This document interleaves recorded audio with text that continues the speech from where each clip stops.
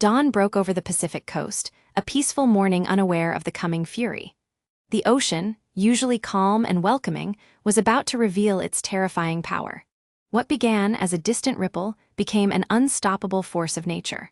A wall of water taller than skyscrapers, moving faster than any human could escape. Screams echoed across the coastline as people realized their fate. No warning could prepare them for the sheer scale of destruction racing toward shore. The moment of impact was both beautiful and horrifying. Water that had traveled thousands of miles finally unleashed its pent-up energy upon the unsuspecting land. Streets became rivers, cars became boats, and buildings became tombs. The ocean claimed the land with relentless, unforgiving force. From above, the scale was staggering. What had been vibrant communities moments before now lay submerged beneath churning, debris-filled waters. Morning brought no comfort, only clarity. The scale of loss was overwhelming, with familiar landmarks gone and lives forever changed. From above, the tsunami's path was clearly marked, a swath of destruction cutting through the heart of the community. If these stories grip you, hit like and subscribe for more epic survival sagas. Amidst the ruins, people searched for fragments of their past lives. A photograph, a child's toy, small treasures that meant everything. In emergency shelters, humanity's better nature emerged. Strangers became family, sharing what little they had left with those who had less. Scientists arrived to study the disaster's aftermath, gathering crucial data that might save lives when the next tsunami inevitably comes. But what if this was just the beginning? New data revealed the fault line that caused this disaster still holds enough energy for an even larger event. Emergency planners studied what went wrong, creating new evacuation strategies that might save thousands when the next disaster strikes. Buildings that should have withstood the waves collapsed like houses of cards. Engineers vowed to create stronger, tsunami-resistant structures.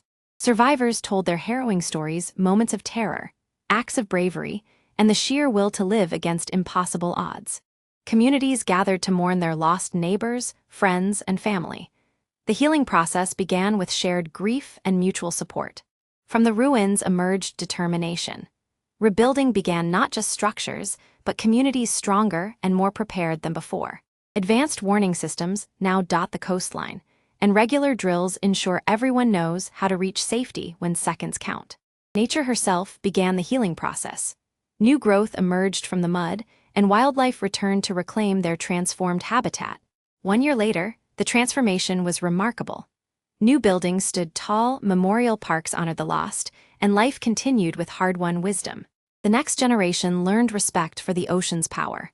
They would grow up prepared, educated, and ready for whatever nature might bring. Vigilance became the new normal.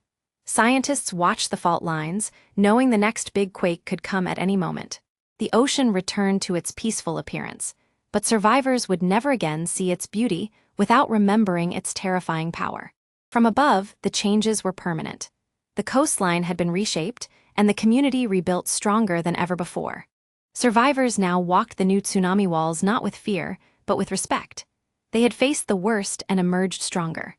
As the sun set on the rebuilt community, it cast golden light on both the new structures and the memorials to those lost.